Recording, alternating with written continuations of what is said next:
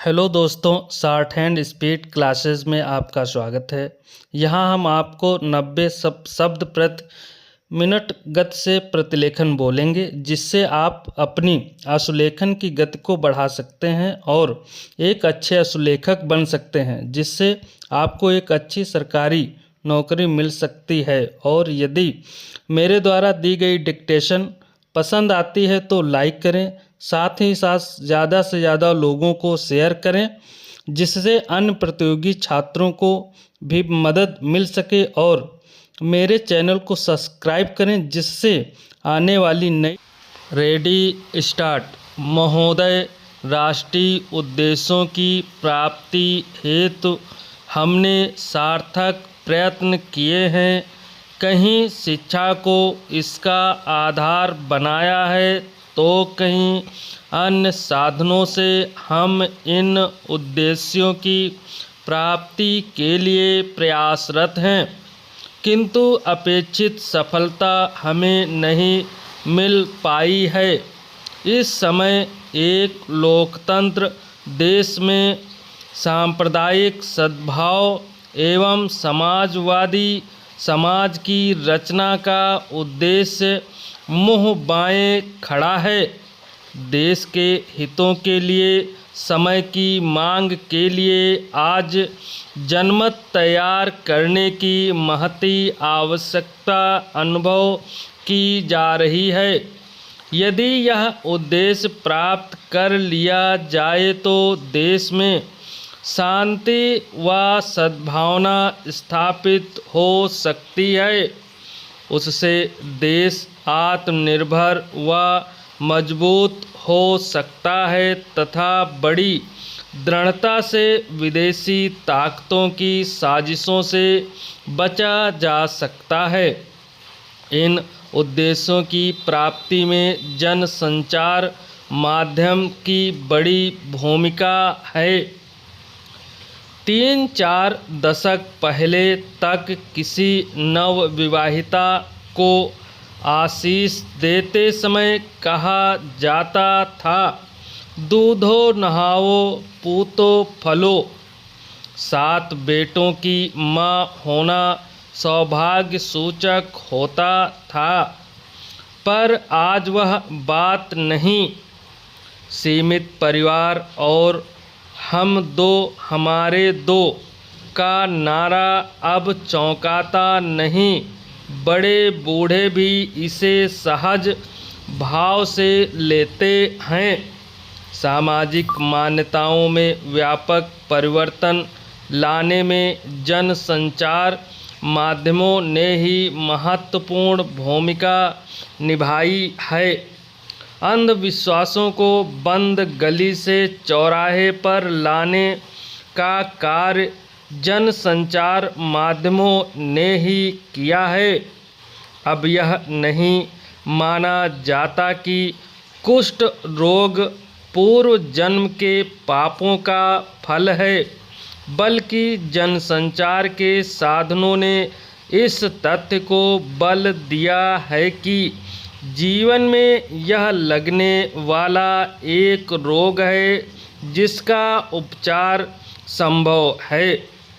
Britain के मध्ययुगीन समाज में चुड़ैल समझकर हजारों यात्रियों को मौत के घाट उतार देने की परंपरा रही है। भारत में बाल विवाह और सती प्रथा इन सबको समाप्त करने में जनसंचार और उनसे पैदा हुई जन जागृति की प्रमुख भूमिका रही।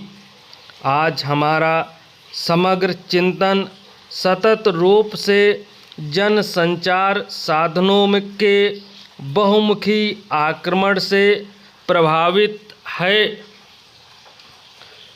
इन तथ्यों को स्वीकार करने में किसी को कतई हिचक नहीं हो सकती कि जनसंचार माध्यमों को राष्ट्रीय परिवर्तन का शस्त्र बनाया जा सकता है। आमतौर पर व्यक्ति और समूह अपनी मौजूद रीतियों से चिपका रहना चाहता है, लेकिन लोग एक दूसरे का इस तरह अनुसरण भी करते हैं। इस मनोवैज्ञानिक तथ्य को ध्यान में रखते हुए यह आवश्यक है महोदय, देशवासियों का कल्याण किसी भी देश का राष्ट्रीय उद्देश्य होता है।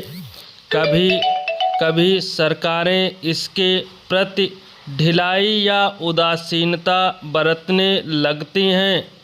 ऐसे समय सरकार को झकझोरना और नागरिकों को जगाना जरूरी होता है। यह काम जनसंचार के माध्यम से ही संभव है।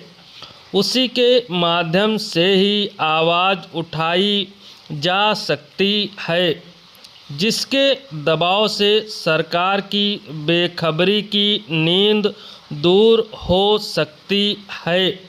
जनसंचार माध्यम का उद्देश्य है कि वह देखे कि वह राष्ट्रीय उद्देश्यों की प्राप्ति में सहायक हो। राष्ट्रीय उद्देश्य होता है देश संगठित रहे। इसके लिए मीडिया को संतुलन सदस्यता को बढ़ावा देना चाहिए। वर्तमान में जनसंचार माध्यमों की भूमिका पहले से कहीं ज़्यादा महत्वपूर्ण हो गई है। इन साधनों की शक्ति अपार है। यदि वे एक हो जाएं तो समाज में किसी भी नई चेतना को उजागर कर सकते हैं। चाहे तो समाज सुधार के आंदोलन को मजबूत कर दें और चाहे तो पीत पत्रकारिता और नीली फिल्मों के माध्यम से समाज में यौन कुंठाओं को जन्म दें। दुर्भाग्य से हमारे देश में स्वतंत्रता के इतने वर्षों बाद भी हमारे जनसंचार माध्यम अधिकांशतः उन लोगों के अधिकार में हैं जिन्होंने अपनी शिक्षा और दीक्षा या तो पब्लिक स्कूलों में प्राप्त की है अथवा विदेशी सभ्यता में और संस्कृति के साए में है। केरल, पश्चिमी बंगाल, महाराष्ट्र और कुछ हद तक तमिलनाडु और अन्य प्रदेशों को छोड़ दें तो सारे देश में अंग्रेजी पत्रिकाओं का ही बोलबाला है।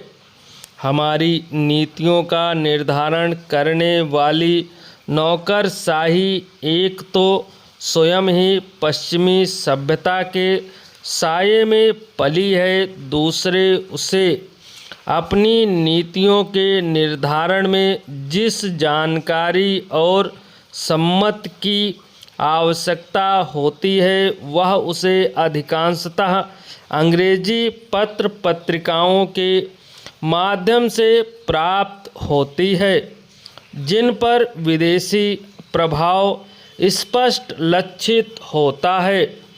कहना ना होगा कि ऐसे में हमारी नीतियों के निर्धारण में जनमत कैदी बनकर रह गया है।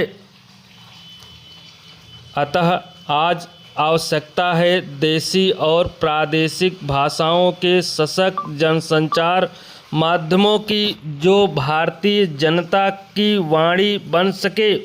आज देश की अखंडता को अक्षुण्ण बनाए रखने, राष्ट्रीय भावना को मजबूत करने, सामाजिक आर्थिक बुराइयों को दूर करने, धर्मनिरपेक्षता की भावना को बल देने, समाज के विभिन्न लोगों को एक दूसरे के करीब लाने और क्षेत्रीय भावना को समाप्त करने तथा जनतांत्रिक ढांचे को बनाए रखना अत्यंत आवश्यक ही नहीं अनिवार्य भी है।